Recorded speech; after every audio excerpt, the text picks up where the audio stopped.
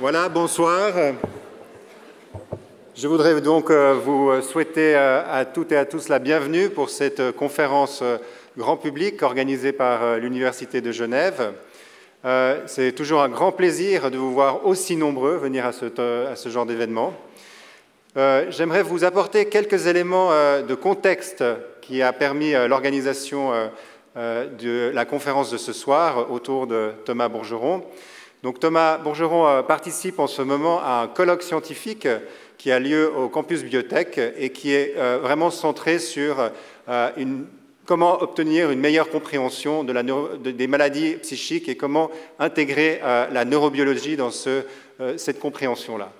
Et donc, j'aimerais vous donner quelques éléments concernant le pôle de recherche national du NCCR Synapsi qui vraiment a organisé ce colloque de recherche et qui participe à l'organisation de la conférence de ce soir.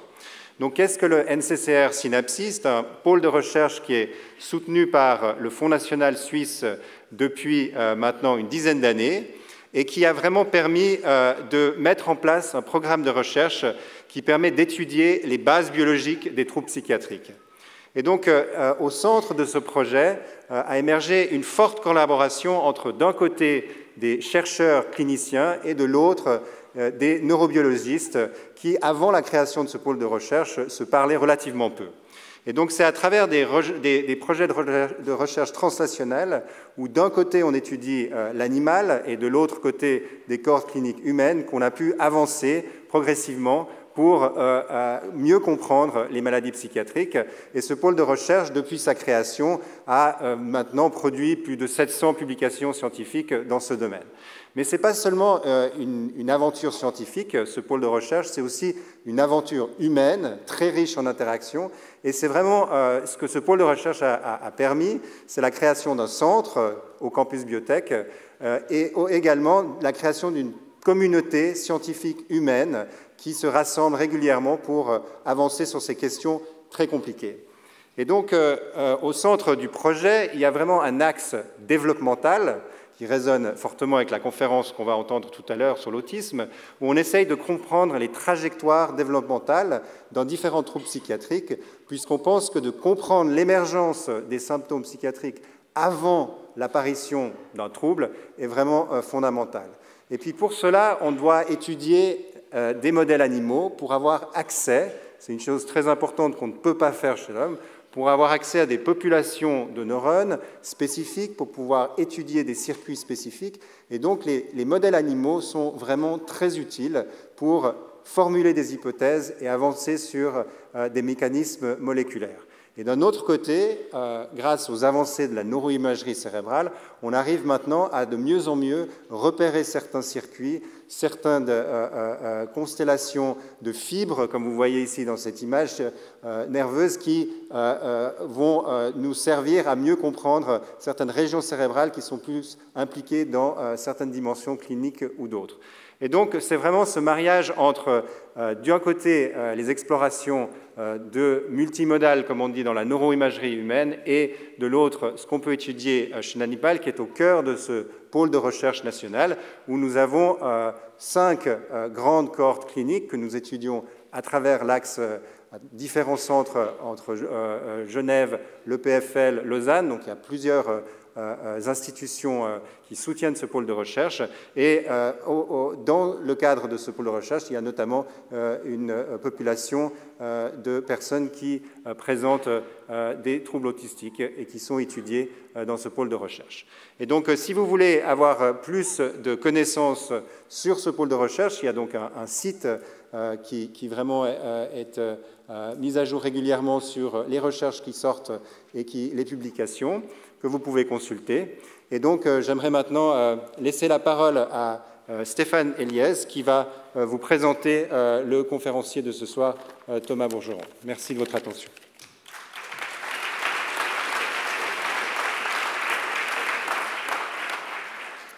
Bonsoir.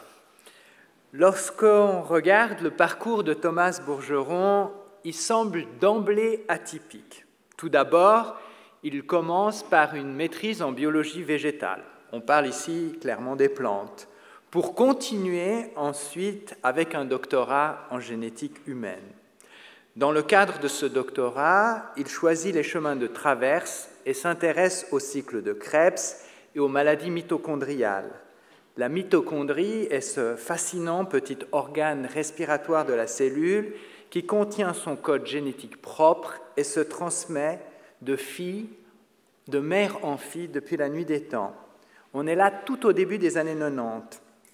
Il se passionne pour ce sujet et publie d'emblée des articles de premier plan international avant de s'intéresser à un autre sujet, celui du chromosome Y cette fois, le plus petit chromosome chez l'homme, responsable de la différence entre les sexes. C'est au tout début des années 2000 qu'il entre dans le champ de l'autisme, et avec des publications originales et d'une telle nouveauté qu'elles ont immédiatement attiré l'attention du monde entier sur ce jeune chercheur. Son principal résultat était l'identification d'une voie synaptique associée au TSA, qui est aujourd'hui considérée comme la voie principale. Les gènes responsables codent pour des molécules d'adhésion, les fameuses neuroligines, ou des protéines d'échafaudage, comme SHANK2, SHANK3. Ces protéines sont des facteurs cruciaux pour une fonction synaptique appropriée. En parallèle, Thomas Bourgeron a identifié des mutations génétiques perturbant la synthèse de la mélatonine, essentielle à la régulation du sommeil chez les personnes atteintes d'autisme. Il est aujourd'hui professeur à l'université Denis Diderot Paris 7 et dirige à l'Institut Pasteur le Centre de recherche translationnelle, génétique humaine et fonctions cognitives. Il conduit le groupe de travail sur la génétique du projet Paris et du projet AIMS Trials, le plus grand projet européen consacré à la recherche translationnelle sur l'autisme. Il est membre de l'Organisation européenne de biologie moléculaire, de l'Académie française des sciences et de l'Académie européenne. Le laboratoire qu'il coordonne est pluridisciplinaire, avec des psychiatres, des neuroscientifiques et des généticiens qui œuvrent ensemble pour comprendre l'interaction entre les variants génétiques associés à l'autisme. Par ses travaux, Thomas Bourgeron cherche à mieux connaître les troubles autistiques pour faciliter un diagnostic précoce et améliorer la prise en charge médicale et éducative tout en prenant en compte les différences individuelles. Européen et français, on peut dire qu'il transforme dans son style unique la devise liberté, égalité, fraternité en liberté, curiosité, originalité, créativité, productivité et aussi très profondément et authentiquement fraternité. En effet, Thomas Bourgeron est aussi un chercheur qui va au-delà et au-devant des familles et répond toujours aux familles concernées par la maladie. Très généreux de son temps, il milite aussi plus largement pour le développement des soins et une meilleure intégration des personnes présentant un trouble du spectre de l'autisme et autres troubles du neurodéveloppement en France et en Europe.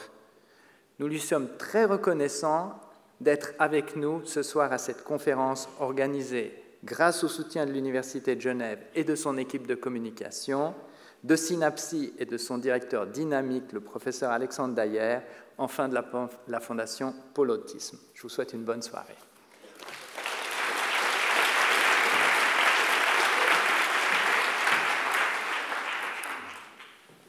Waouh, merci beaucoup. Vraiment, c'est un intense plaisir d'être ici, de faire ces nouveaux contacts neuronaux entre la France et la Suisse. Et vraiment, c'est un bonheur total. Donc, je vais vous parler d'autisme. Et normalement, à la fin de la soirée, vous devriez être des généticiens et des neurobiologistes. Donc, j'aime beaucoup cette phrase de Claude Bernard. C'est ce que nous pensons déjà connaître qui nous empêche souvent d'apprendre. Et je pense que dans l'autisme, en tout cas en France, ça a été vraiment quelque chose qu'on a un peu oublié, c'est-à-dire qu'on pensait qu'on savait et qu'il n'y avait pas besoin de chercher. Et donc, je peux vous dire que je continue à chercher et qu'on a vraiment besoin d'être un peu humble quand on regarde le cerveau. J'aime beaucoup aussi, c'est un de mes héros aussi, c'est Louis Pasteur qui disait « il n'y a pas de recherche appliquée, mais des applications de la recherche ». C'est-à-dire que, comme tu l'as dit, je viens des pommes de terre, je viens de travailler sur les plantes, je suis vraiment un chercheur fondamental, mais Pasteur avait ce côté de recherche fondamentale, mais aussi d'être vraiment en prise directe avec la santé publique. Et donc, je travaille sur le cerveau social, et vous savez qu'on connaît très très peu de choses sur le cerveau, et en particulier sur le cerveau humain, ou quelquefois on pense qu'on sait, comme dirait Claude. Et alors par contre, deux personnes qui parlent et qui communiquent, alors là, on a vraiment très très peu d'informations. Et pourtant, il y a des personnes qui ont peut-être des problèmes dans le cerveau social, de communication et d'interaction. Et donc on travaille sur l'autisme, mais on ne travaille pas que sur l'autisme, on travaille sur d'autres troubles qui peuvent toucher à ce cerveau social. Et donc, comme l'a dit Stéphane, donc mon laboratoire, il y a plusieurs personnes, et par exemple, je demande toujours, est-ce que vous voyez où est le psychiatre? Donc le psychiatre, il y en a un là, Richard, Anna est psychiatre, Roberto est neurobiologiste, Élodie, elle écoute les souris chanter, Amaury est bioinformaticien, Alexandre aussi. Et on est tous autour de la même machine à café dans le 15e arrondissement de Paris pour travailler sur le cerveau social. Et en particulier sur l'autisme. Donc l'autisme, il y a ces deux grands critères diagnostiques, des problèmes de déficit et des interactions sociales et la présence de stéréotypies, d'intérêts restreints et répétitifs. Donc ça, c'est deux critères diagnostiques. Dans la nouvelle version du DSM, la Bible de la psychiatrie américaine, le langage n'est plus dans les critères diagnostiques, effectivement, parce qu'il y a des personnes qui ont le syndrome d'autisme avec type Kanner, qui sont quelquefois pas verbales, et puis des personnes avec le syndrome d'Asperger qui peuvent parler tout à fait avec un langage tout à fait approprié. C'est un continuum de sévérité, c'est vraiment le point majeur, c'est-à-dire je ne parle pas d'autisme, je parle d'autisme avec un S, c'est-à-dire que vraiment, d'une personne à l'autre, ça va être très très différent. Il y a des personnes avec déficience intellectuelle, des personnes sans déficience intellectuelle, des personnes avec épilepsie, des problèmes avec des gens avec des problèmes de sommeil, des problèmes gastro-intestinaux. C'est vraiment tout un spectre. Et il y a à peu près plus d'une personne sur 100 dans la population qui sont diagnostiquées, qui pourraient être diagnostiquées avec autisme. Donc vous avez peut-être déjà vu cette figure, c'est qui est dit aux États-Unis, c'est-à-dire l'épidémie d'autisme. Donc, on est passé d'une personne sur 5000 à maintenant, les dernières données, c'est une personne sur 49. Donc, comment on est passé d'une personne sur 5000 à une personne sur 49? Donc, en fait, il y a deux aspects majeurs. Le premier, c'est qu'on a élargi les critères diagnostiques. Avant 2000, la plus grande partie des personnes avec autisme avaient une déficience intellectuelle, un QI en dessous de 70. Maintenant, après 2000, c'est 2/3 des personnes avec autisme qui n'ont pas de déficience intellectuelle. Donc vous voyez qu'on a élargi au syndrome d'Asperger, à l'autisme de ce qu'on appelle, j'aime pas trop le terme, de haut niveau. Aussi, les personnes avec autisme, avec ce qu'on appelait déficience intellectuelle, sont maintenant, on regarde les interactions sociales et on voit qu'ils n'ont plus un diagnostic de déficience intellectuelle, ils ont un diagnostic d'autisme. Donc, ce qu'on voit ici en Suède, c'est qu'on voit en bleu, c'est les traits autistiques dans la population, on peut faire des questionnaires, et sont assez stables, mais par contre, effectivement, le nombre de personnes diagnostiquées avec autisme augmente. Donc j'ai eu la chance de rencontrer, dans une conférence, de Stephen Shore, qui est une personne avec autisme, qui a un syndrome d'Asperger, et qui a écrit le livre, d'ailleurs, que je vous recommande, L'autisme pour les nuls, qui a été traduit en français par Joseph Chovanec, qui est une personne avec autisme aussi, qui est très très bien fait. Et Stephen Shore nous a dit, voilà, l'autisme, ça a augmenté autant que les paquets FedEx dans le monde, et comme tout a été à un moment associé avec l'autisme, pourquoi pas. Donc, et il nous dit, non, ne vous inquiétez pas, c'est pas associé au nombre de paquets FedEx, mais par contre, il nous a dit, est-ce que vous voyez ce qu'il y a entre le E et le X dans FedEx? Donc là, je regardais, un peu comme vous, là. Et il dit, il y a une flèche. Donc, ça, c'est le truc que vous allez apprendre dans la soirée. c'est que maintenant, à chaque fois que vous verrez un paquet FedEx, vous verrez la flèche. Voilà. Et Stephen Shore, donc il y a deux messages. Le premier, c'est que Stephen Shore nous dit, en fait, l'autisme, c'est un peu comme la flèche de FedEx. L'autisme était là, mais on ne le voyait pas. Et maintenant, on le voit. Le deuxième message, c'est que je pense qu'il faut faire très attention quand on dit on va soigner l'autisme. Moi, je n'ai pas obligatoirement envie de soigner Stephen Shore. Donc, il faut vraiment faire attention de ce qu'on veut dire quand on dit on va soigner l'autisme. Il y a des choses qu'il faut qu'on soigne et puis des choses qu'il ne faut pas qu'on soigne. Et des gens qui voient la flèche de FedEx, pour moi, ce n'est pas un problème. Alors, et donc, on a des données vraiment pour montrer que les personnes qui étaient diagnostiquées avec, par exemple, avec déficience intellectuelle, vous voyez, il y a une réduction des personnes avec déficience intellectuelle et par contre, on augmente les personnes avec autisme. C'est-à-dire que les personnes qui avaient une déficience intellectuelle, on ne regardait pas les interactions sociales, les stéréotypies, on disait il avait une déficience intellectuelle. Maintenant, on voit les interactions sociales, on regarde les stéréotypies, on a un diagnostic d'autisme. Quelque chose aussi qui va augmenter les prévalences aux États-Unis, c'est que dans certains États, quand on a un enfant avec autisme, on a des aides médicales. Quand on a une personne avec déficience intellectuelle, on n'a pas accès à ces aides médicales. Et je peux vous dire que ça fait monter la prévalence. Donc c'est ici, c'est mon petit symbole. L'idée, c'est d'identifier, de comprendre et puis d'intervenir. Et donc je voudrais vous passer, donc, pour ceux qui ne parlent pas anglais, je vais traduire un tout petit peu à la fin. C'est vraiment une de mes héros que j'ai rencontrée, qui est une dame qui a fait énormément pour l'autisme, qui est beaucoup moins connue que d'autres, mais vraiment qui est extraordinaire.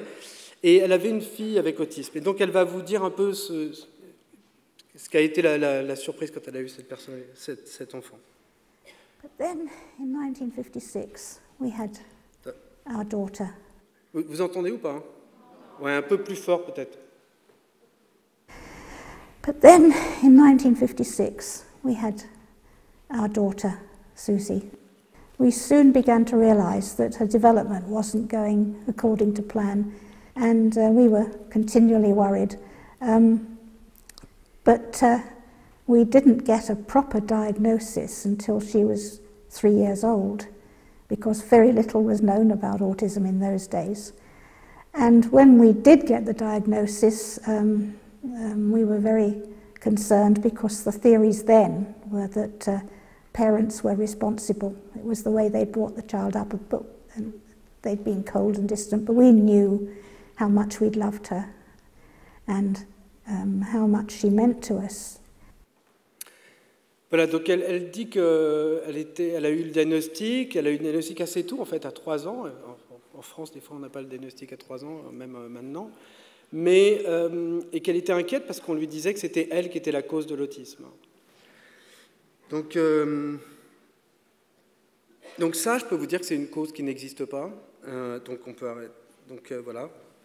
Les vaccins, c'est pareil. Donc ça, on peut en discuter. Je sais mais il y a eu énormément d'études qui ont été faites et ça, c'est pas vraiment. Il y a il y a beaucoup de buzz autour des pesticides et du microbiote. Pour l'instant, c'est en cours d'évaluation, mais les effets sont en tout cas assez faibles. Et donc, pourquoi je travaille en génétique? C'est que là, par contre, il y a des effets vraiment forts. C'est-à-dire que quand on voit une personne avec autisme qui a un frère jumeau, dans 80%, 90% des cas, l'autre frère ou l'autre sœur va être elle-même autiste. Plus on partage le génome avec une personne avec autisme, plus la probabilité d'être soi-même autiste augmente. Et il y a une énorme étude qui est sortie l'année dernière sur 2 millions de personnes et qui a montré que, donc 22 000 personnes avec autisme sur 5 pays, que l'héritabilité, donc la contribution des gènes, était énorme, 80%. Donc, comme vous ne savez pas ce que c'est peut-être qu'un gène, voilà, vous allez devenir généticien. Donc, partons assez rapidement.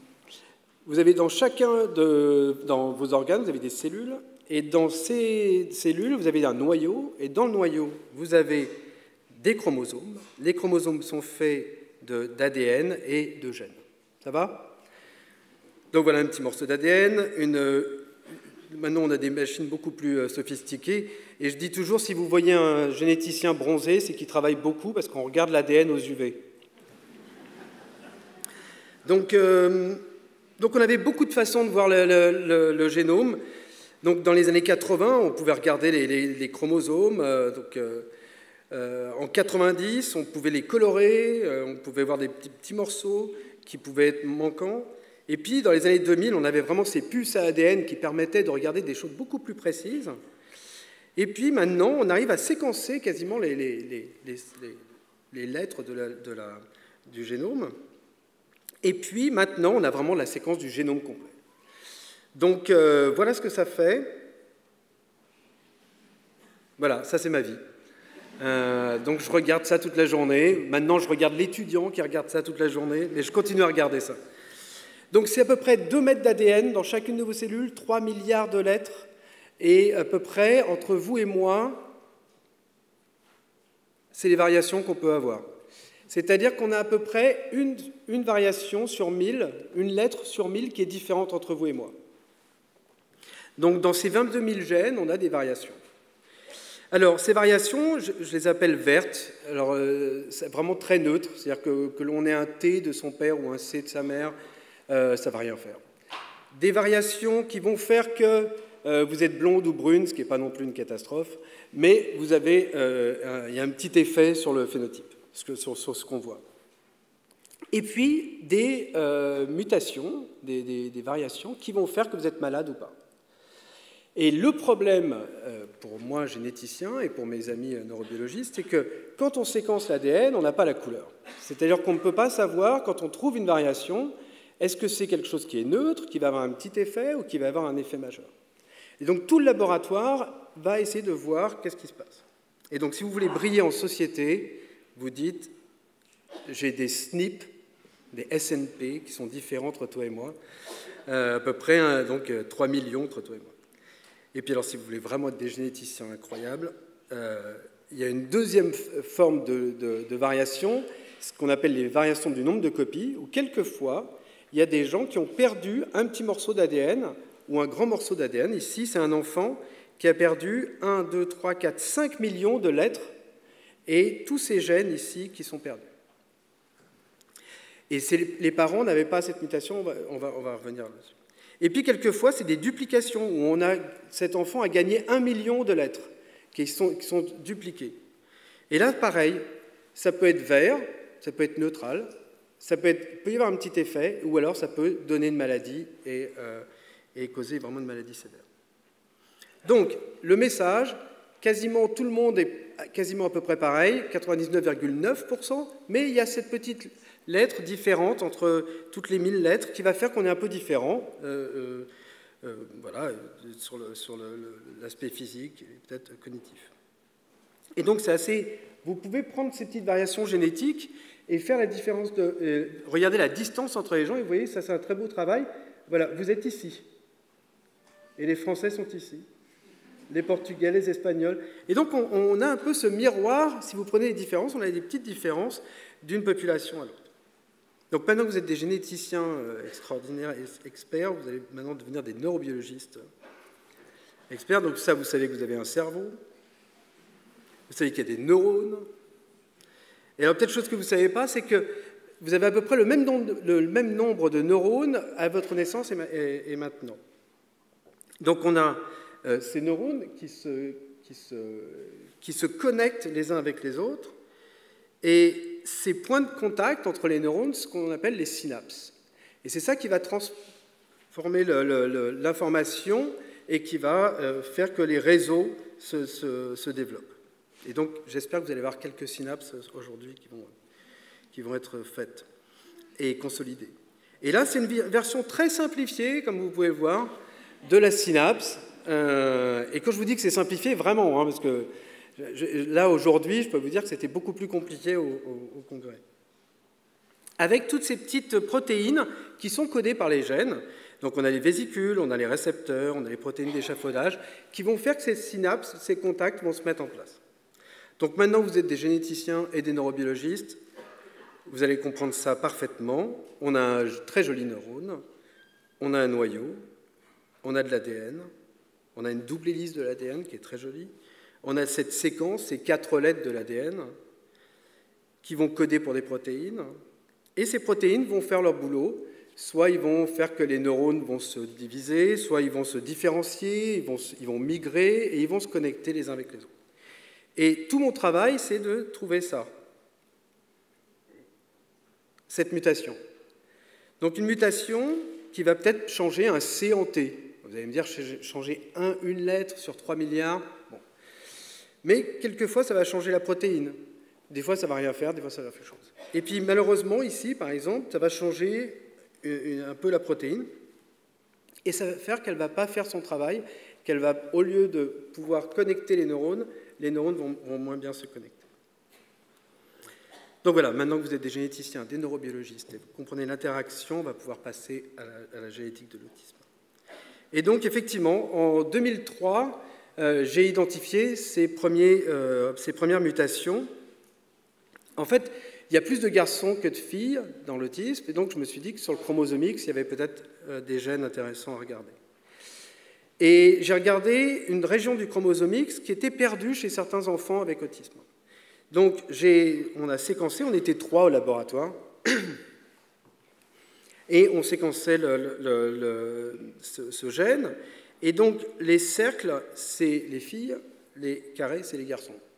Donc là, c'est une maman qui a eu un mari et un enfant, un garçon autiste plutôt de haut niveau, un frère Asperger et un frère neurotypique.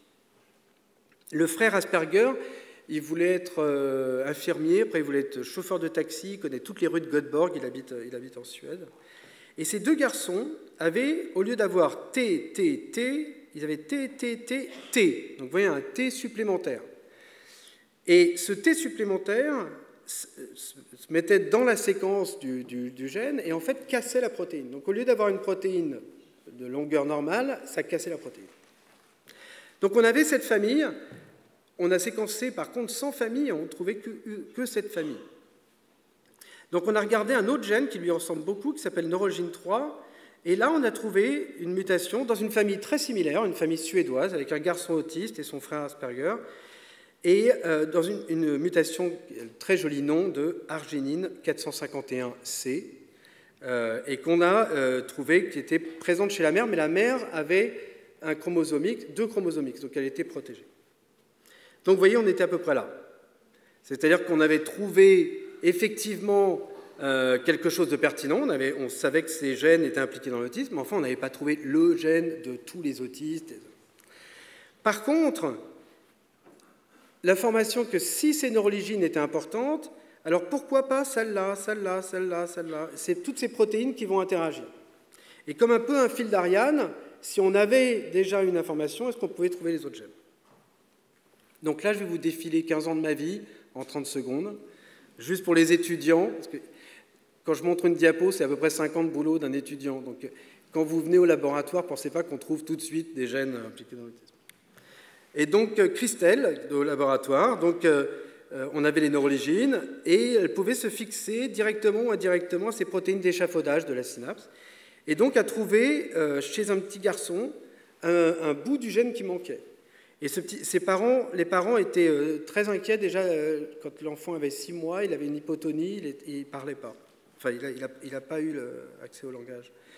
Et la délétion, c'est sur le chromosome paternel du père, mais vous voyez que le père n'a pas la mutation. Donc c'est arrivé, c'est souvent des erreurs de la réplication de l'ADN, et ce morceau a sauté, et l'enfant a perdu une copie de ce gène.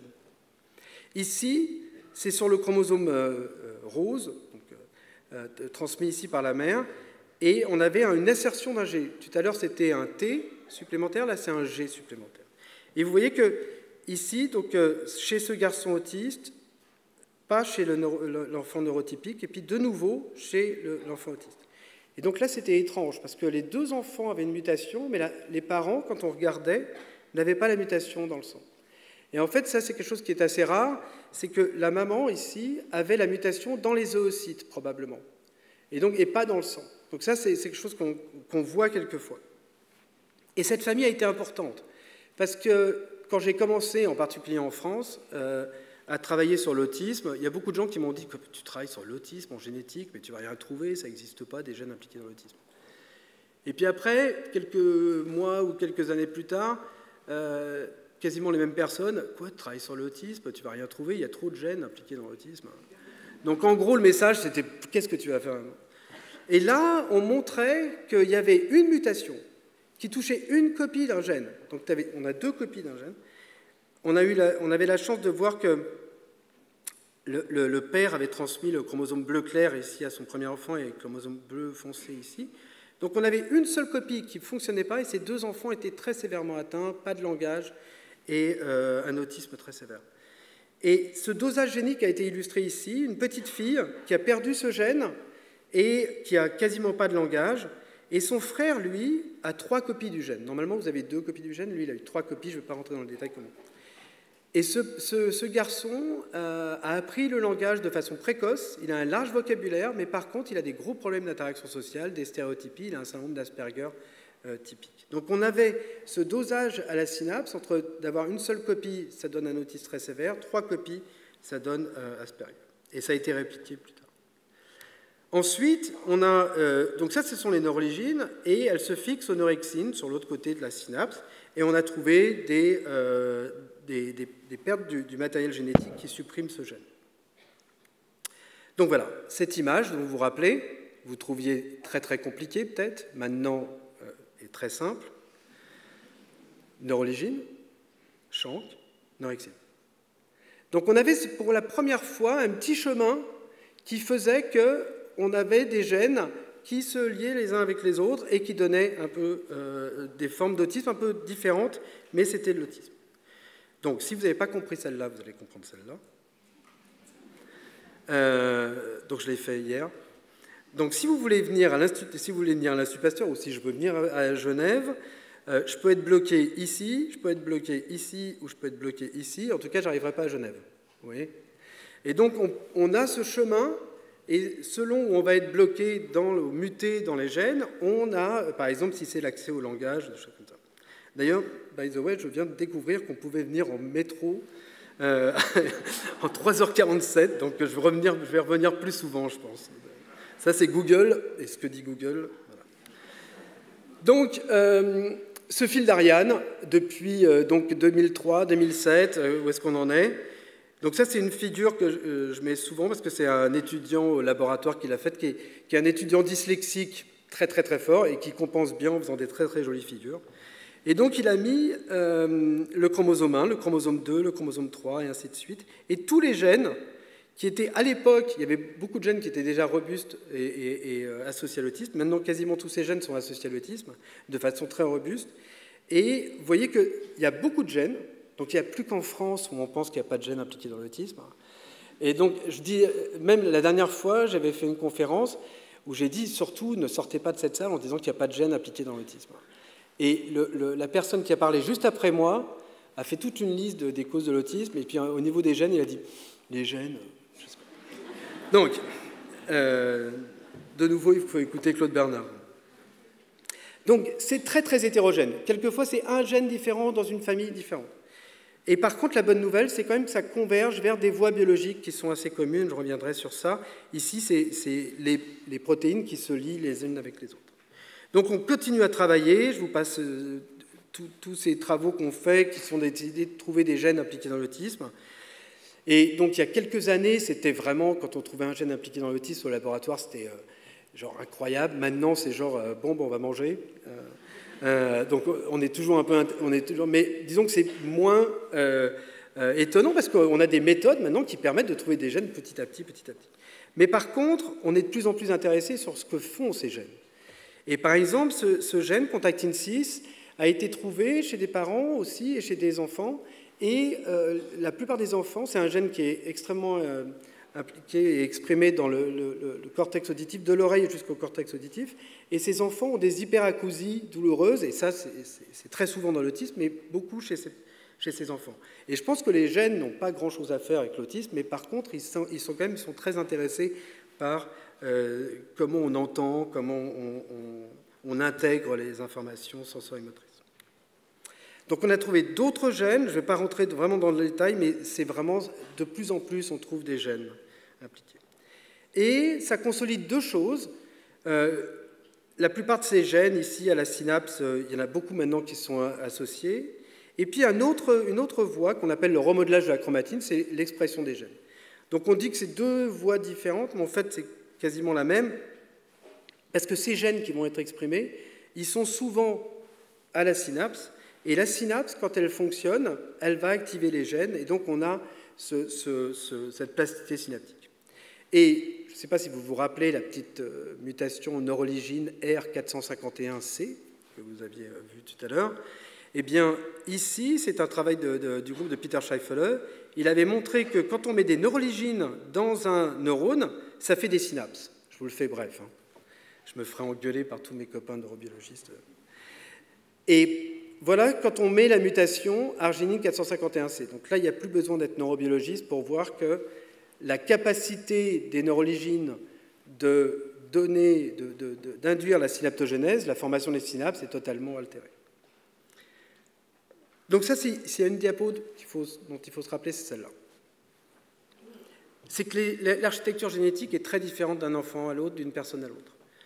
On peut avoir des parents qui n'ont pas de mutation et l'enfant a une mutation. Je vous l'ai montré déjà dans le cas de Chang 3, les parents n'étaient pas mutés et l'enfant avait une mutation, ce qu'on appelle des mutations de novo, et ça arrive dans à peu près 10% des cas, surtout dans l'autisme avec déficience intellectuelle.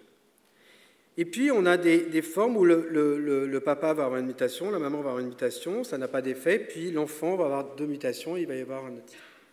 Et puis on a des formes ce qu'on appelle polygéniques, où là, tous ces variants dont je vous ai montré, les 1 million de variants qu'on a dans le génome, il y en a quelques-uns qui vont faire qu'on est un petit peu plus autiste que la moyenne.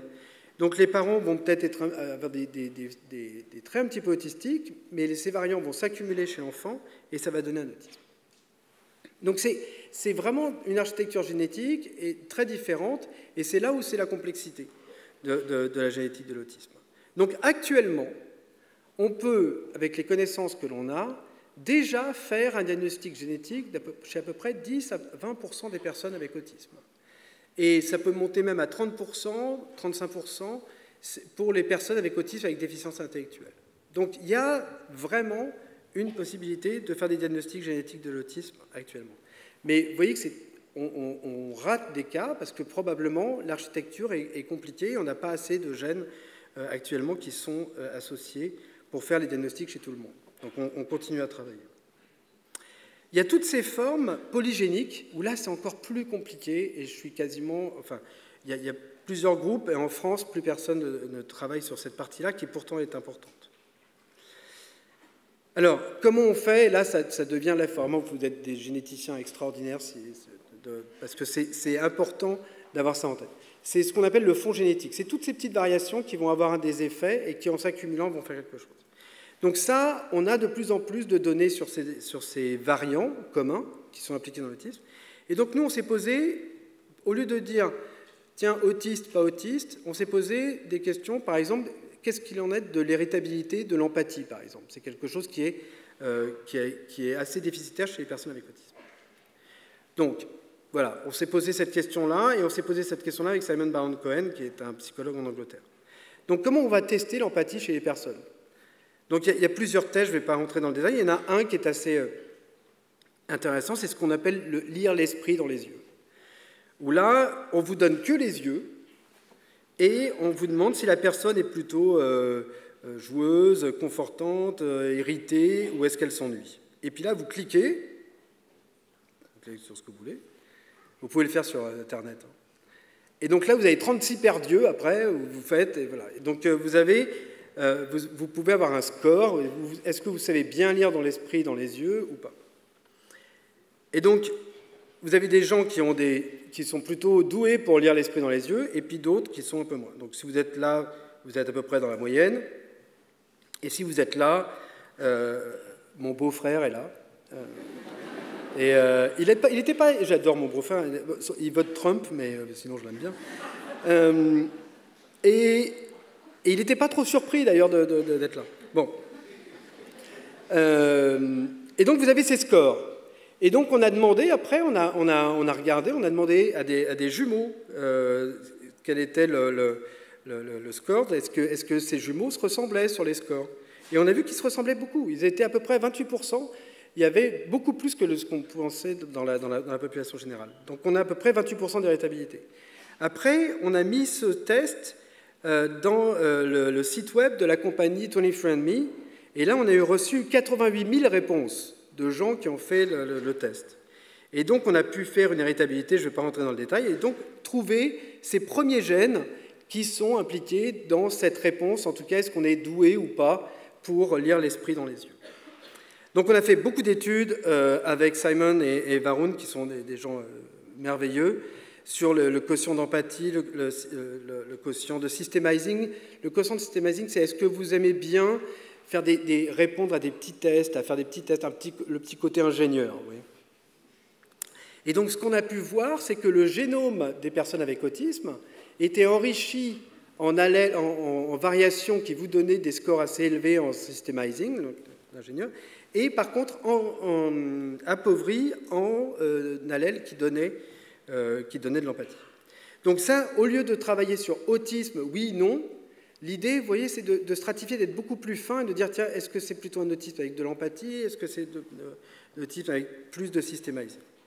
Donc si ça, c'était compliqué, voilà celle-là. Donc là, c'est pour les gens qui aiment boire, aller au cinéma, aller au concert ou voir des peintures. Normalement, vous allez comprendre. Si vous aimez boire, vous savez qu'il y a des alcools forts et des alcools moins forts. Ben, c'est exactement comme ça dans le génome.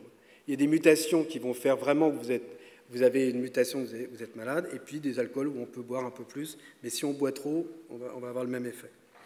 Ici, si j'enlève cette personne, vous allez écouter, là, vous allez entendre la différence dans la chanson probablement. Par contre, si j'enlève cette personne-là, sauf si vous avez vraiment des super oreilles, normalement, vous n'allez pas faire la différence, d'accord ? Et par contre, si je commence à enlever toutes ces personnes-là, vous allez commencer à avoir une différence, d'accord ? Et donc, voilà le nom de ces petites personnes.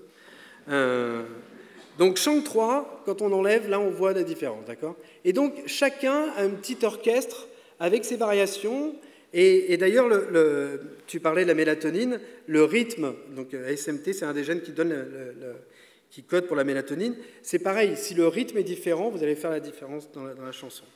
Et donc, un généticien, c'est pour ça qu'un généticien travaille avec des neurobiologistes. Et c'est pour ça que Synapsy est un endroit incroyable ici, c'est que vous devez travailler avec les gens qui savent un peu, voilà, mais mon gène, bah, c'est plutôt ça, ça fait ça dans le cerveau, et sinon, un gène, c'est un gène.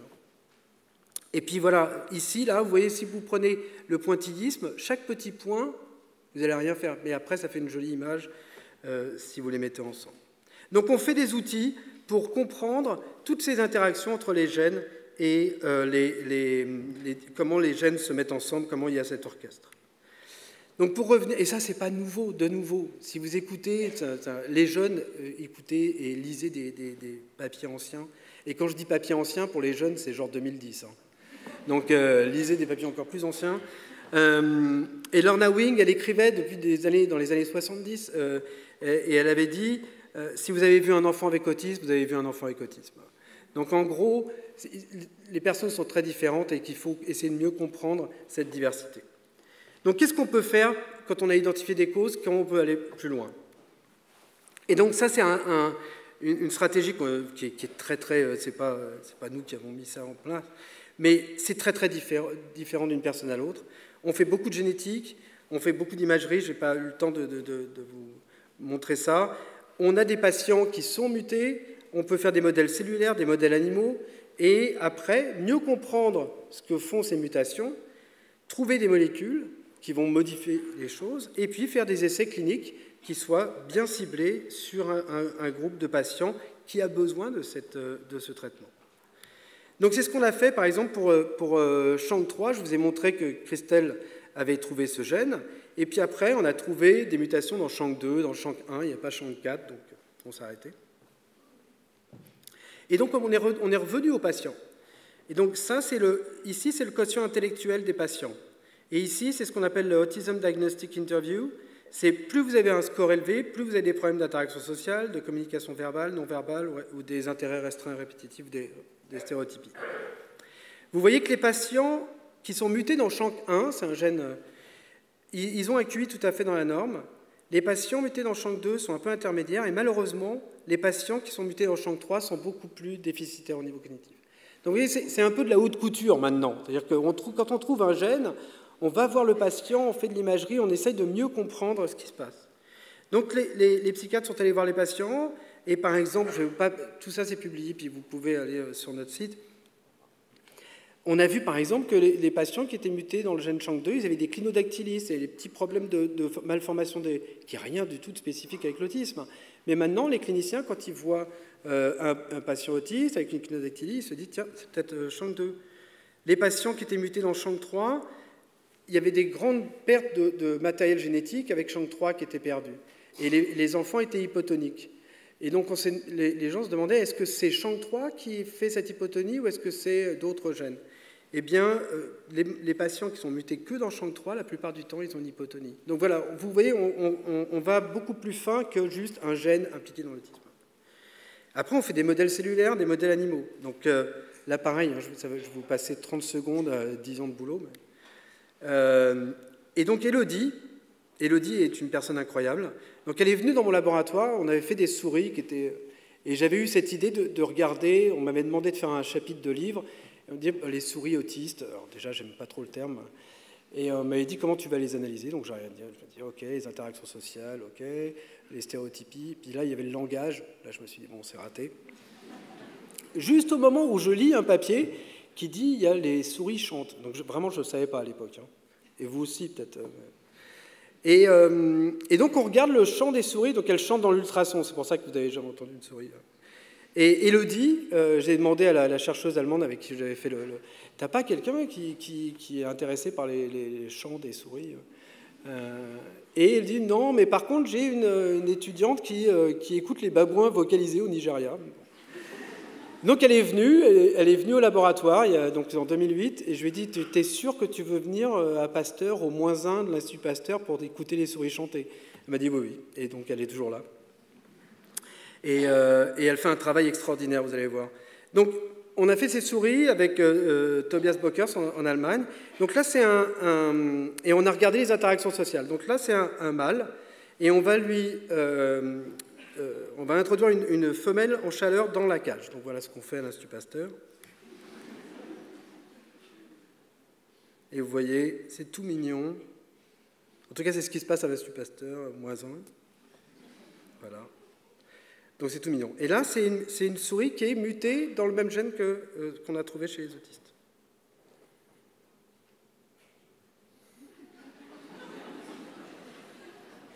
Bon, je vois que vous avez fait un petit peu la différence. Vous allez voir, c'est pas qu'il n'est pas intéressé. Alors, on me dit toujours, est-ce que vraiment il est intéressé par les filles, tout ça. Donc, vous avez les filles, garçons, c'est pareil, il y a des problèmes d'interaction. Vous voyez, il va la voir quand même. Et, enfin, c'est différent. Je ne sais pas si vous avez vu la différence. Donc, on a quantifié, pour les scientifiques de l'audience, on n'a pas juste regardé. Et donc, vous voyez, il va la suivre, mais c'est quand même différent. Et donc, je vous assure que quand j'ai trouvé ces gènes, je ne pensais pas qu'on allait trouver quelque chose comme ça. Et donc là, c'est un micro, et vous pouvez les écouter. Donc, si vous n'avez jamais entendu une souris, voilà, c'est tout mignon. Et donc, j'ai dit à Élodie, si tu veux savoir ce que disent ces souris, il faut vraiment qu'on ait plein de vocalisations. Il faudrait qu'on ait toutes les vocalisations de toutes les souris du monde. Il faudrait qu'on ait un truc genre YouTube pour les souris, quoi. Genre un truc MouseTube. Donc, normalement, quand je dis des trucs débile comme ça, on ne me suit pas, mais Élodie m'a suivi, elle a fait MouseTube, et donc c'est la première plateforme de partage de vocalisation de souris, vous pouvez aller à l'Institut Pasteur si vous êtes intéressé. Et Élodie, c'est là où c'est extraordinaire de faire de la recherche avec des gens comme ça, c'est que c'est quelqu'un qui venait de l'éthologie, et donc de prendre des souris, de les tester pendant 2 minutes, elle disait ouais bon ok, mais c'est pas ça la vraie vie des souris, quoi. Et donc elle voulait quelque chose qui puisse... Elle voulait suivre les souris pendant 1 semaine, les voir ce qu'elles font. Et donc elle a eu la chance de rencontrer un chercheur à l'Institut Pasteur qui s'appelle Fabrice de Chaumont, qui lui connaissait rien aux souris, mais il connaissait super bien les analyses d'images. Et donc voilà ce qu'ils ont fait. Donc on fait comme ça. Et donc là, il faut que dans les talks, maintenant, il y a machine learning, un moment d'intelligence artificielle. Donc, il y a tout un algo qui reconnaît l'identité de chaque souris, et tout ce que fait la souris, ça va dans une base de données. Donc, et c'est pour la première fois, donc là, c'est vraiment un système qui fonctionne très très très bien. Ça peut être, vous voyez, les souris, on a mis des Lego, enfin c'est un bordel, c'est un truc enrichi, et on peut maintenant les enregistrer, de voir les choses. Et d'ailleurs, en Suisse, enfin, au centre, il y a quelqu'un qui utilise le système. Alors, on aime tellement les souris qu'on voulait vraiment savoir comment c'était d'être une souris, donc on a même refait les images pour être vraiment à la place de la souris. Donc, pour partager cette recherche, tout est open source et donc on a même fait un plan Ikea, vous voyez, même moi je pourrais faire le système. On a fait un petit film. Et donc le papier, il y a beaucoup de laboratoires maintenant qui utilisent ça. Ça vient juste de sortir dans un vrai journal récemment. Et donc on a tout, donc les bases de données, donc vous pouvez avoir accès dans LiveMouse Tracker, vous pouvez accès à nos données de comportement, vous pouvez les analyser. Et donc on a beaucoup de comportements qui sont déjà analysés dans les données. Et par exemple ici, alors ça c'est vraiment le début de ce type d'analyse. Donc là c'est une souris normale, et puis on va mettre une petite boîte et on va voir ce que font les souris. Et là elles évitent la petite maison. Là. Et par contre, là, vous voyez, la souris Shank 2, déjà elle est hyperactive, je ne vous ai pas montré, mais elle est hyperactive, alors elle va dans la boîte, alors complètement... Et par contre, la souris Shank 3, elle est un peu hypoactive, et c'est comme si elle avait peur de la petite maison. Et donc ça, c'est mon côté Andy Warhol, où on peut maintenant quasiment regarder chaque souris et de voir, parce que ça m'intéresse de voir un peu les différences interindividuelles qu'il y a quand on a une mutation, est-ce qu'on est toujours différent ou pas. Donc, ça, c'est les modèles animaux. Et là, je vais vous passer une slide. On a pris des petits morceaux de peau des patients qu'on dérive en neurones. Et donc, on n'est pas dans le cerveau des gens, mais par contre, on a des neurones qui ont le même patrimoine génétique que le patient. Et donc, on a pu montrer qu'il y avait moins de synapses, et surtout, on a pu utiliser ces neurones humains pour voir quelles étaient les molécules qui pouvaient booster un peu, augmenter l'expression du gène Shank 3 qui manque à ces enfants.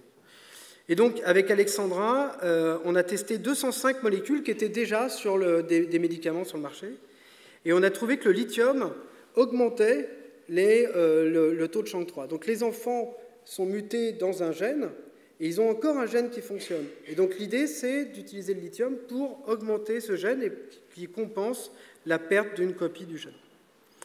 Et donc, alors, je ne vais pas rentrer dans le détail, mais il y a eu déjà des gens qui avaient déjà un peu essayé le lithium. Alors, il y a ce papier qui dit que c'est « successful treatment with lithium ». Quand on lit le papier, ce n'est pas vraiment successful. Hein. Donc, et puis, les gens qui publient, combien de personnes ont essayé le lithium et que ça n'a pas marché et qu'ils n'ont pas publié. Donc, vous voyez, il faut vraiment faire des essais très, très bien dosés pour qu'on puisse dire si vraiment il y a quelque chose.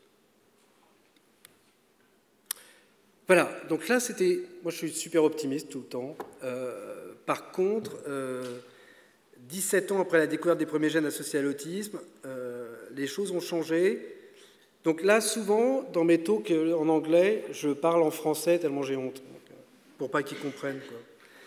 Donc, je ne connais pas bien la situation en Suisse, mais en tout cas, la France a été condamnée 5 fois. Je crois qu'ils ont arrêté en 2004, l'Europe, de condamner la France pour le traitement des personnes avec autisme, pour le fait qu'ils n'aillent pas à l'école, qu'il n'y ait pas de parcours éducatif et qu'il n'y ait vraiment pas une intégration.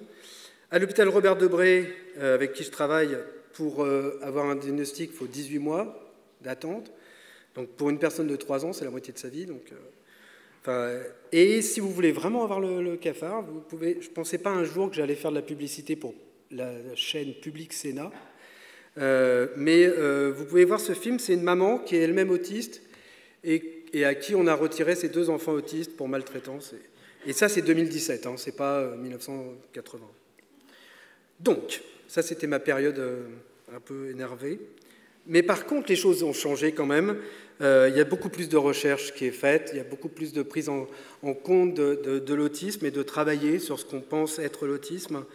Avec mes amis européens, qui sont toujours pour moi européens, Declan, Eva, qui sont en Angleterre. On travaille énormément. Et regardez. Vous avez vu qu'ils se sont vus. Donc voilà, parce que c'était quand même une faute de goût de ne pas avoir de personnes ici. Donc voilà, donc depuis 2 jours, je pense que vraiment on va faire des choses ici. Dans le monde, il y a beaucoup d'initiatives qui sont assez extraordinaires. Et surtout, j'essaie de retrouver ma souris, de plus en plus, on intègre les personnes avec autisme dans nos études pour qu'ils nous disent qu'est-ce qu'on doit faire aussi, de partager avec eux toutes les interrogations et comment on peut faire les choses. Voilà, je dois remercier tous les amis. Donc c'est toujours une slide un peu chaude, parce que c'est vraiment des gens extraordinaires. L'argent, ça c'est... sans ça, je ne peux pas. La France, c'est vraiment chaud. Donc, sans les fondations comme Bettencourt et Konimaeva. Alors là, si vous connaissez des gens, parce que c'est une fondation suisse, et je ne connais pas les gens, et ils me donnent de l'argent. Et je trouve ça... Et sans eux, je ne pourrais pas travailler. Donc, si vous les connaissez, dites-leur c'est incroyable, et qu'ils continuent. Et c'est vraiment extraordinaire. Et je voudrais remercier les familles. J'aime beaucoup ce titre, No Mind Left Behind, pas d'esprit de côté. Je pense que quand on travaille sur l'autisme, je dis toujours à mes copains généticiens, c'est bien de regarder l'ADN, c'est bien de regarder les synapses, mais je pense que c'est hyper important de regarder les gens. Et ce papa a découvert l'autisme de sa fille, il a fait un petit film sur YouTube qui est super. Et sur le t-shirt de la fille, il y a marqué « Je suis unique comme tout le monde ». Voilà. Merci.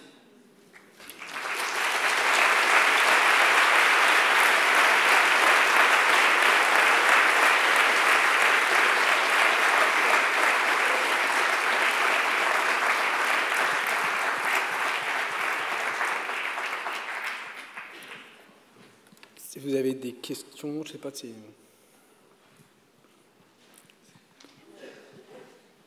Je ne sais pas comment ça... Ouais. Normalement, je fais une liste des questions qu'il ne faut pas me poser. Oui, bonjour. J'étais passionné de voir qu'on arrive si bien à détecter des autistes du genre 10 ou 15% que vous avez mentionné. Mais je me demandais comment il y a de faux positifs avec ce genre de test, pas juste de faux négatifs. Alors là, il va falloir que vous me réinvitiez parce qu'on travaille... Donc c'est super important. Donc les gènes dont je vous ai parlé, c'est quasiment des gènes qu'on retrouve jamais, enfin des mutations qu'on retrouve jamais dans la population générale. C'est les gènes dont je vous ai parlé. Les premiers donc, pour lesquels on fait un diagnostic. Mais on recherche des personnes dans la population générale qui ont ces mutations et qui ne sont pas autistes. Mais pour certains gènes, c'est quasiment vraiment impossible de trouver ces mutations. Et effectivement, il y a une zone où il va y avoir des gènes comme ça, et puis alors après, par contre, des cocktails de variations qui vont se retrouver aussi dans la population générale. Donc ça, c'est vraiment c'est quelque chose qu'on va regarder vraiment attentivement.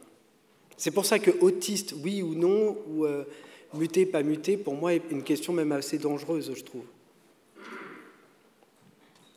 Oui. Oui, bonsoir, merci. J'ai été diagnostiquée très récemment porteuse de TSA. Dans ma famille, il y a 4 autistes.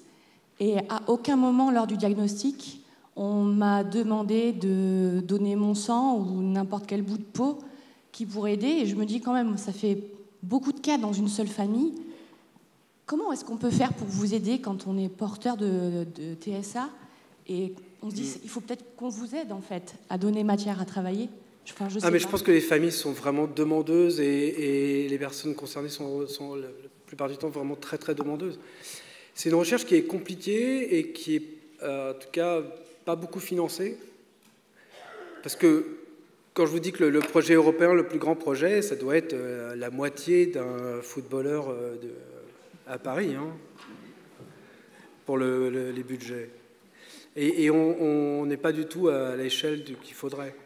Donc je pense que vraiment les familles sont très demandeuses et il faut qu'on avance avec elles Et je pense qu'ici, là, vous avez un centre extraordinaire. Donc, je pense qu'ils vont vous accepter. Oui. Oui, bonsoir. Dans quelle mesure peut y avoir des faux diagnostics qui soient trompés quand il y a un mélange entre dans la schizophrénie ou schizoaffectivité et autisme? Parce que visiblement, il y a des choses dans le comportement qui se regroupent. Alors, voilà, on peut poser un certain diagnostic et puis en fait, ça peut être un autre. Oui, non, ça c'est une des grandes complexités de la psychiatrie en général. Et c'est pour ça qu'on a besoin de marqueurs plus objectifs que juste sur l'aspect comportemental, qui peut être différent. En plus, il peut y avoir une trajectoire qui va être différente au cours de la vie. Donc, pour la recherche, le fait que des gens ont posé des diagnostics autisme, épilepsie, schizophrénie, déficience intellectuelle, ça a aussi cloisonné les chercheurs, vous voyez. Et que donc moi je travaille sur l'hyperactivité, moi je travaille sur l'autisme, moi je travaille sur... Et en fait, on travaille sur probablement les mêmes gènes et probablement des circuits qui se chevauchent. Et donc je pense que de plus en plus on travaille ensemble et je pense que ça va aider à faire des diagnostics plus précis. Voilà, j'espère. Mais on est au tout début, hein, je vous ai dit, la psychiatrie c'est quand même au tout début. Hein. Alors, moi, j'avais une question.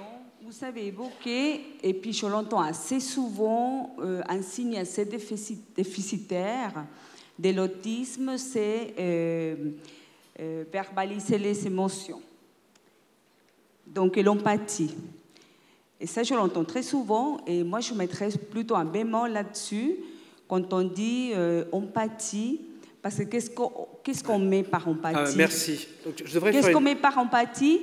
Parce que dans notre société, empathie, ça veut dire masquer justement nos sentiments. Et ces gens-là, c'est des gens qui sont plutôt vrais avec ces sentiments. Non, je devrais faire aussi une liste des questions qu'il faut me poser, et elle serait dans... vous avez tout à fait raison. Quand j'ai dit empathie, j'aurais dû être beaucoup plus précis. Bon, c'est aussi... alors, je vais le faire bref, mais il y a deux types d'empathie. Il y a l'empathie cognitive, c'est-à-dire la capacité que l'on a à reconnaître les émotions des autres, et l'empathie affective, qui va être la réponse empathique à l'autre. Et les travaux de Simon Baron-Cohen montrent que les personnes avec autisme ont des problèmes d'empathie cognitive, ils ont du mal à reconnaître les émotions, mais par contre, quand on leur dit que quelqu'un est triste, ils vont répondre de façon empathique. Vous voyez, donc effectivement, il n'y a pas un déficit en empathie globale, c'est beaucoup plus fin que ça. Mais la reconnaissance de l'émotion, qui est un peu indispensable pour être en empathie au départ, est un peu déficitaire chez certaines personnes avec autisme. Voilà. Donc quand on leur dit que la personne est triste, il y a une empathie vers la personne, la plupart du temps. Est-ce qu'il y a d'autres... Ouais. Question. Oui, merci. Je vous ai entendu dire que le lithium était utilisé pour soigner les autistes. Or, le sel de lithium était utilisé, je ne sais pas s'il l'est encore, pour les bipolaires. Est-ce que ça veut dire que les bipolaires sont une forme d'autisme? Alors, en tout cas, c'est assez étonnant. Quand on a d'abord, les autistes ne sont pas soignés avec lithium, c'est des études qui commencent là, hein, donc c'est très ponctuel. Quand on a fait ce crible pour des molécules, on a fait ça de façon totalement biaisée. On a trouvé le lithium, et ça aurait pu être une autre molécule, on a trouvé le lithium. Et puis, donc c'est pour ces mutations SHANK3. Et puis, il y avait eu deux articles qui rapportaient des patients mutés dans SHANK3 et bipolaires. Donc, voilà. Et puis, depuis que je discute avec les familles, quand les enfants... Enfin, il y avait une maman, par exemple, qui dit ma fille doit être la plus âgée, elle a 41 ans, et alors elle est complètement bipolaire. Alors, est-ce que c'est anecdotique? Est-ce que le fait qu'on soit tombé sur lithium et le fait que les patients qui sont mutés dans SHANK3 soient plus à risque d'être bipolaires? Pour l'instant, là, on en est au tout début de ça. Mais c'est intéressant. Je pense que les jeunes n'ont rien à faire du DSM-5 ou du DSM-4, ils n'ont jamais lu le livre. Donc, ça c'est un point. Oui. J'ai une question sur ce que vous incluez dans l'autisme. Est-ce que, par exemple, vous incluez les manifestations liées au syndrome de l'X fragile? Alors, très bonne question. Je pense que il faut qu'on reste sur le diagnostic comportemental, c'est-à-dire si c'est une personne qui a des problèmes d'interaction sociale, des stéréotypies, il peut avoir un diagnostic d'autisme, quelle que soit la mutation qu'il a. Donc, quand on dit que j'ai identifié les premiers gènes impliqués dans l'autisme, ça me fait plaisir, mais je ne pense pas. Je pense que les gens qui avaient identifié X fragile, qui avaient identifié MECP2, c'était déjà des gènes impliqués dans l'autisme. Alors, c'est des formes d'autisme avec déficience intellectuelle. Nous, on a montré des formes avec syndrome d'Asperger où il n'y a pas de déficience intellectuelle. Mais effectivement, on a trouvé, par exemple, des patients, on a fait une étude dans les îles Féroé, on a trouvé un patient trisomique 21 avec autisme. Alors ça énerve des fois des gens, mais non, il n'a pas autisme, il a une trisomie 21. Voilà. Je pense que ça, c'est aussi un gros problème. Je pense que, je dis toujours, l'autisme, ça protège de plein de choses. C'est-à-dire quand vous êtes autiste, vous n'avez plus de problèmes de sommeil, vous n'avez plus de problèmes de gastro-intestinal, vous n'avez plus de caries, vous n'avez plus de problèmes de dents, vous êtes autiste. Et non, mais j'ai découvert ça parce que, par exemple, on avait trouvé que des enfants avaient des taux très bas de mélatonine. Et donc, j'ai demandé à mes copains chercheurs dans le sommeil, j'ai dit, est-ce que tu as regardé le sommeil des personnes avec autisme? Et il m'a dit, non, mais les autistes, ils n'ont pas de problème de sommeil. Alors, je dis, ouais, enfin, je sais pas, j'ai demandé aux parents, moi, et il m'a dit, non, mais ils sont autistes. Et donc là, je pense que c'est super grave. C'est-à-dire que je pense qu'il n'y a pas pire pour quelqu'un d'être labellisé avec un truc, avec un numéro d'une page d'un bouquin, quand tu es autiste. Donc tu n'as plus de caries. Si tu cries, c'est parce que tu es autiste, c'est pas parce que tu as mal aux dents. Et on a vraiment une maltraitance des fois des personnes avec autisme parce qu'on ne comprend pas qu'il peut y avoir des problèmes gastro-intestinaux. Et donc une trisomie 21 avec autisme, c'est pas possible. Soit tu es autiste, soit tu es trisomie, mais il n'y a pas... Voilà. Donc je pense que ça, c'est vraiment une vraie révolution à faire. Merci, monsieur, pour votre travail et votre humour. Merci pour votre allusion à DSM et les âneries qu'il raconte. Et vous adressez un merci spécial à vos souris. Le lithium, je trouve quand même paradoxal que ce soit le même métal utilisé pour nos portables et tout le reste, et que ce soit, ça l'a prouvé dans d'autres domaines, un grand médicament. Ma question, elle est simplement la suivante. Est-ce qu'il n'y a pas trop une tendance, peut-être chez vous les scientifiques, à classifier Asperger, c'est forcément un génie. Autiste machin, c'est un débile. Autiste troisième catégorie, c'est pas ça. Comment faire pour pas succomber dans le grand public, je parle pas des spécialistes, à une classification? Il y a du bon, il y a du génial, il est fou, mais il sait reproduire toutes les fenêtres du Parlement londonien, les redessiner par cœur. Merci. Oui, tout à fait. Je pense que enfin, j'espère que j'ai donné dans la conférence. D'abord, DSM-5 et DSM-4, ça a amené des choses positives aussi, mais il faut pouvoir. Oui, c'est complexe, et je pense qu'il faut accepter cette complexité. Et effectivement, les gens se demandent est-ce qu'il faut dire est-ce qu'il est autiste ou est-ce qu'il est avec autisme. Je pense que c'est une composante de la personne. Il peut être blond ou brun, et il peut avoir un autisme, il peut avoir... Et je pense qu'il ne faut pas catégoriser, parce qu'après on oublie que la personne peut avoir une déficience intellectuelle, une épilepsie, ou être un génie. Mais voilà, et je pense que ça soit TF1 ou Hollywood, on voit peu d'enfants autistes avec déficience intellectuelle, ça c'est sûr. Donc là, il y a un film qui est sorti, là, hors norme, et c'est souvent, quand des journalistes viennent me voir, ils me disent... alors c'est génial d'être autiste, voilà. Donc non, ça c'est dans la vraie vie, il y a beaucoup de parents qui ont des difficultés. Et ce qui est extraordinaire, là, il y a des personnes, parce que il y a des personnes avec autisme qui ne parlent pas, donc c'est difficile pour elles de communiquer ça. Donc, il y a des frères et des sœurs qui ont un certain nombre d'Asperger et qui ont des frères et sœurs avec des autismes plus sévères. Et je trouve que c'est très très touchant parce qu'ils prennent la parole aussi pour leurs frères et leurs sœurs qui sont plus atteints. Et ils disent, voilà, c'est un spectre. Il faut accepter que ça soit des fois très sévère, des fois moins sévère. Et des fois, être un génie est très difficile, voir le mathématicien en maths, c'est horrible. Ouais, je ne suis pas concerné, donc je ne peux pas savoir. Mais... Oui, bonsoir. La question que j'avais posée concernait en fait le syndrome d'Asperger. C'était pour savoir si un retard de langage était possible dans ce spectre de l'autisme. Alors là, il y a eu plein de controverses. Il y a des personnes qui disaient qu'Asperger, il ne fallait surtout pas qu'il y ait de problème de langage. Donc, il y avait Peter Sainsbury qui disait c'est pas possible, on ne peut pas être Asperger avec un problème de langage, et Gilbert qui disait qu'on pouvait être Asperger avec problème de langage. Je pense que je pense pas que ce soit les vraies questions à se poser en fait. Enfin, en tout cas, c'est pas des. Si je passais du temps à répondre à ça, je pense que je répondrais pas aux bonnes questions. Là, je pense que c'est des questions de classification qui, à mon avis, sont pas si importantes, quoi.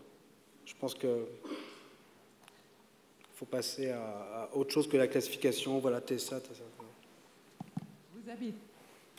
Vous avez trouvé des mutations génétiques chez les autistes, chez un certain nombre. Qu'en est-il des autres autistes? Vous cherchez les mutations? Oui, tout à fait.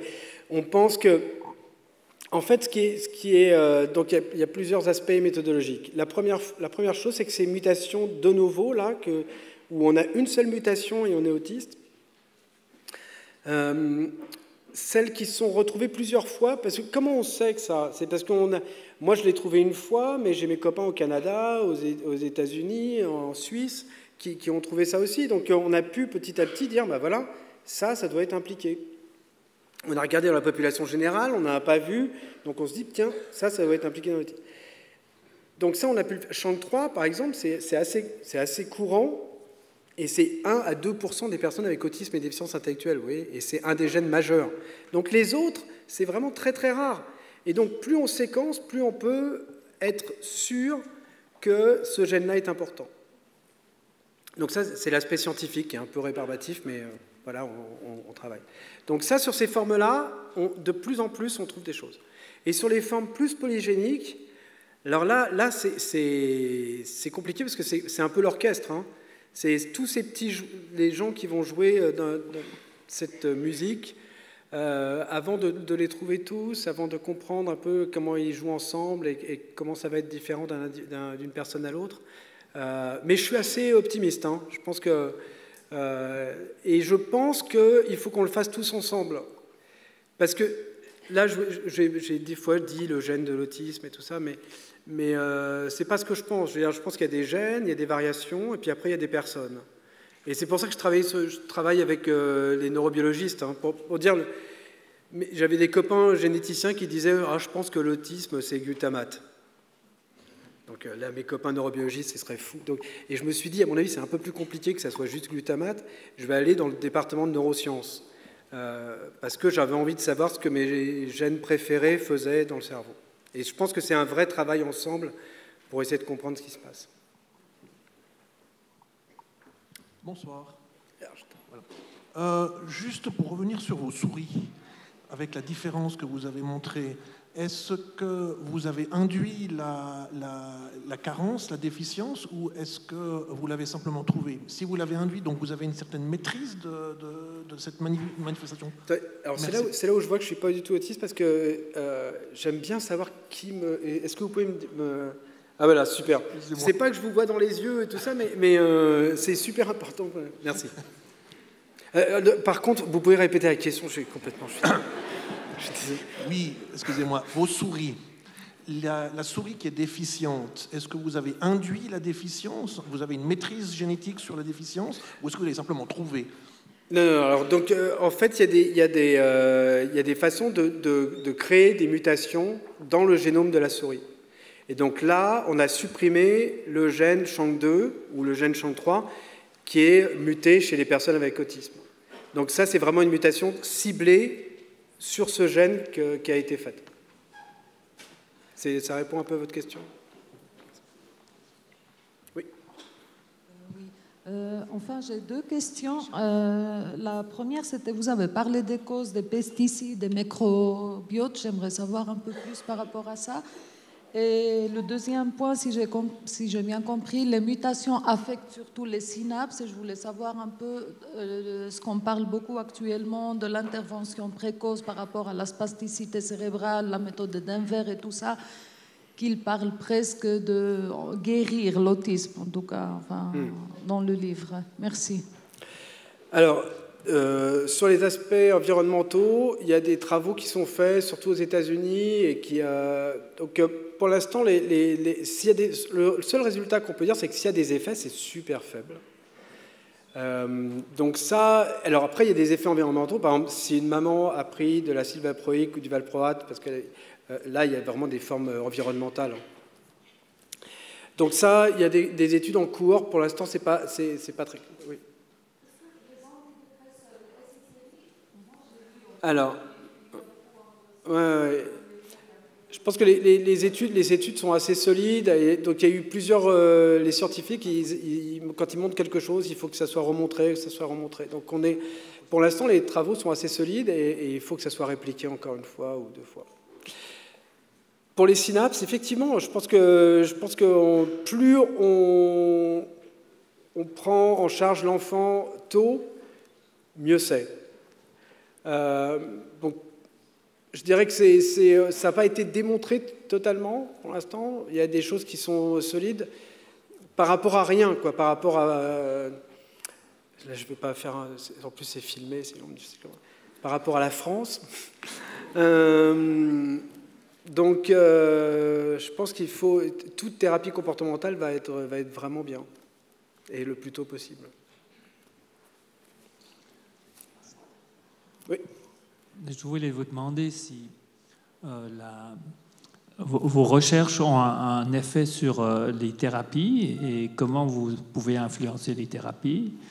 Puis la deuxième chose que je voulais vous demander, c'est est-ce qu'avec les ciseaux qui peuvent couper les gènes, est-ce que vous les utilisez pour modifier ou pour faire vos recherches? Oui, alors, de nouveau, il faut savoir ce qu'on veut soigner, et donc c'est pour ça qu'on est de plus en plus avec les familles et avec les personnes avec autisme pour savoir ce qu'on veut faire. Est-ce que mes recherches vont permettre d'avoir une meilleure intégration des personnes à l'école, d'avoir des parcours plus meilleurs, j'espère. Est-ce que c'est vraiment l'autisme qui gêne les personnes avec autisme? Je ne suis pas si clair que ça. Je pense que, par exemple, les niveaux d'anxiété vont être quelque chose qui va vraiment faire que la vie va être compliquée pour les personnes avec autisme. Et donc, je pense qu'il faut qu'on travaille ensemble.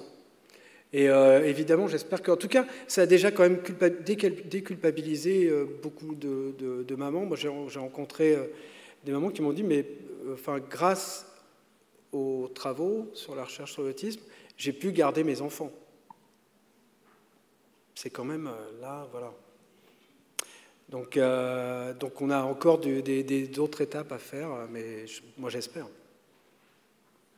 Alors sur CRISPR-Cas9 et les ciseaux, pour l'instant on n'a pas du tout fait ça, et ça serait vraiment pour des formes très sévères, quoi. Oui. Bonjour, ça marche? Merci. Moi, j'avais une question par rapport au terme, parce que vous parlez à aucun moment de maladie, mais la personne qui vous a introduite parlait de maladie. À la fin de la conférence, vous parlez d'un traitement. J'aimerais savoir, vous, avec vos recherches, où vous vous placez à ce niveau-là? Je me place différemment selon j'ai des amis autistes qui j'ai pas du tout envie de les soigner, j'ai envie qu'ils soient plus intégrés, et voilà. Et puis j'ai des parents qui ont des enfants qui sont vraiment où il y a vraiment besoin d'avoir une prise en charge médicale. Donc voilà. Enfin, je pense que, je n'ai pas cité un de mes héros qui est Bob Dylan. Il a dit « J'accepte le chaos, je ne sais pas s'il va m'accepter. » Mais il faut accepter un peu des fois la complexité, quoi. Et de penser qu'il y a une solution pour tout le monde, on peut être plus fin, quoi. J'ai réussi à citer Bob Dylan. Merci pour cette conférence vivante et drôle et intéressante. Et je suis éducatrice spécialisée. Et dans mes observations, je m'avais intéressée des liens entre haut potentiel des parents et des familles, coexistence dans la même famille, haut potentiel et autisme. Et puis, dans mes recherches sur Internet, je tombe sur Silicon Valley. Il y avait une recherche sur le haut niveau de professionnels des parents. Et qu'est-ce qu'on sait actuellement? Est-ce qu'on suit cette piste? Oui, alors, c'est depuis le premier papier, les deux premiers papiers de Kanner et de Asperger, donc en 1943 et en 1944, les deux psychiatres avaient remarqué que les parents étaient plutôt, je crois dans le papier de Kanner, quasiment tous les parents étaient dans le woo-woo, les enfants, et ils avaient des intelligences assez élevées. Donc ça a été un peu, voilà, ça a été dit que, et en fait les études épidémiologiques ne montrent pas vraiment ça, donc, ou en tout cas beaucoup moins qu'on le pensait. Alors après, est-ce qu'il y a des contextes dans le cas où dans des familles il y a des hauts potentiels et des autistes? Ça c'est sûr. De nouveau, c'est une histoire de contexte et de définition. Et je pense qu'au lieu de dire autiste, pas autiste, on devrait regarder le niveau d'interaction sociale, le niveau de stéréotypie, le niveau de systemizing, et de voir où est-ce que sont les personnes. Alors, quelquefois, on a besoin d'un diagnostic parce que la personne ne va pas bien et on a besoin de dire, ben voilà, cette personne avec autisme, il a besoin d'aide. Voilà. Mais, si vous venez dans mon laboratoire, les bioinformaticiens du laboratoire, ils codent quand même pas mal. Hein, donc... Et Asperger disait, pour avoir du succès en sciences ou en art, une petite touche d'autisme est peut-être nécessaire. Moi, c'est mauvais parce que j'ai fait le test, je suis moins autiste que la moyenne des filles. Donc, là,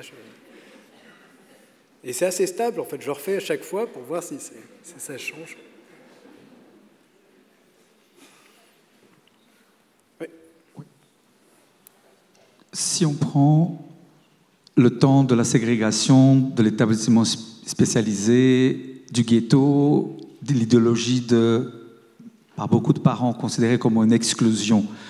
Et dans un autre extrême, l'inclusion forcée, où les autistes doivent intégrer les classes ordinaires, même avec des risques de rejet, d'inadaptation, la formation des profs. Si on prend, dans votre excellente conférence, l'idée de la recherche appliquée, est-ce qu'il y a des recherches pour essayer de mesurer, accompagner et peut-être avoir des critères plus clairs? Quels sont les enfants qui sont en mesure d'intégrer une telle classe ou pas? Est-ce qu'il y a des recherches dans cette direction? Et quelle est votre position par rapport à cette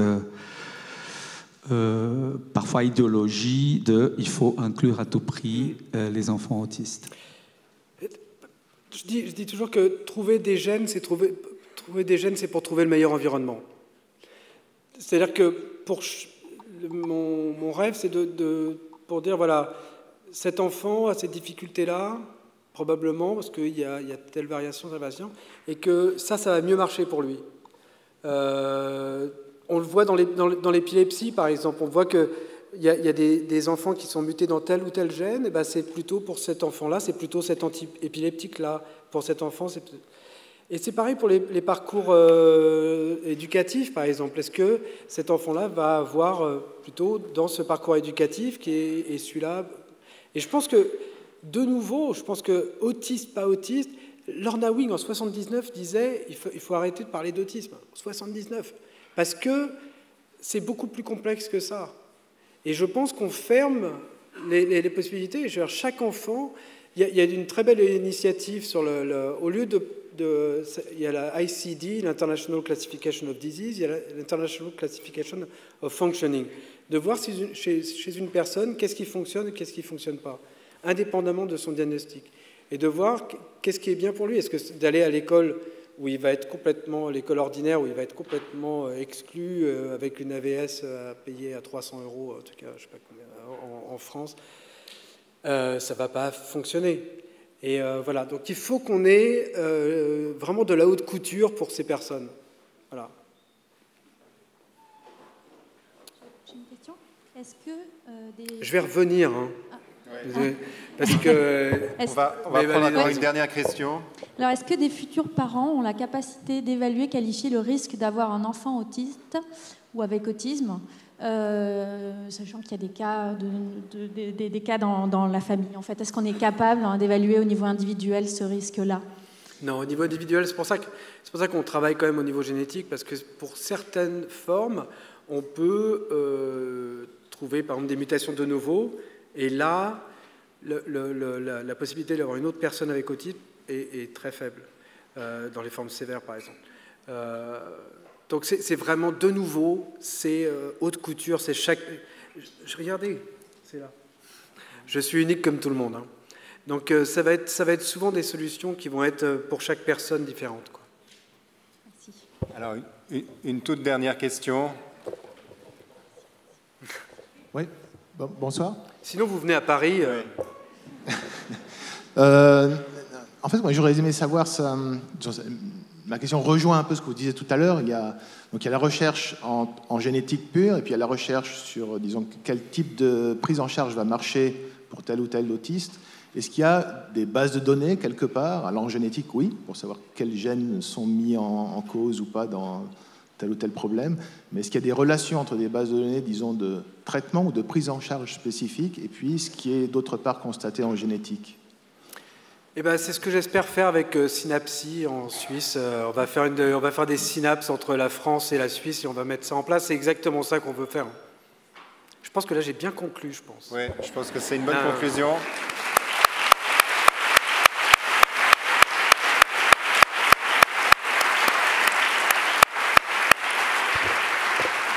Voilà, nous arrivons au terme de cette soirée. Je crois qu'on peut vraiment apprécier à quel point Thomas est un orateur hors pair, et puis comme quoi on a passé une soirée merveilleuse. Et je vous remercie pour toutes vos questions et votre participation.